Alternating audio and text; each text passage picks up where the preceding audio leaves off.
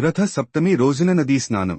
రథసప్తమి రోజున పవిత్రమైన నదుల్లో పుణ్య స్నానానికి విశేష ప్రాధాన్యత ఉంది. ఈరోజు ఏదైనా ప్రవహించే నదిలో సూర్యోదయానికి ముందే స్నానం చేయడం వల్ల శుభ ఫలితాలొస్తాయి. ఒకవేళ నదికి వెళ్లడం వీలు కాకపోతే ఇంట్లో ఉన్న నీటిలో నదీ జలాన్ని కొంచెం కలుపుకుని స్నానం చేయాలి.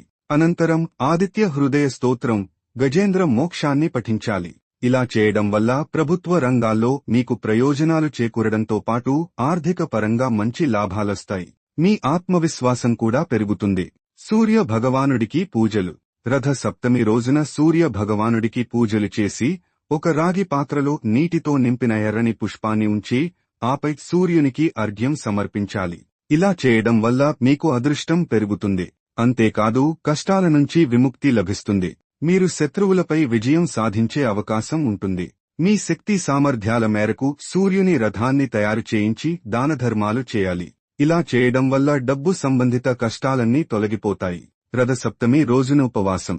రథ సప్తమి రోజున సూర్య దేవుడిని ప్రసన్నం చేసుకునేందుకు ఉపవాసం ఉండి కొన్ని నియమాలను, నిబంధనలను పాటించాలి. ఈ రోజున సూర్యోదయానికి ముందు తలస్నానం చేయడం వల్ల ఆరోగ్యపరంగా ప్రయోజనాలు చేకూరనున్నాయి. అలాగే దీర్ఘకాలిక వ్యాధుల నుంచి ఉపశమనం లభిస్తుంది.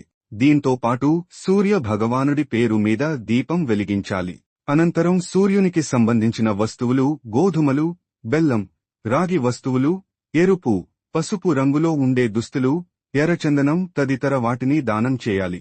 ఇలా చేయడం వల్ల మీ జాతకంలో సూర్యుడి స్థానం బలపడి మీకు సూర్యుని అనుగ్రహం లభిస్తుంది.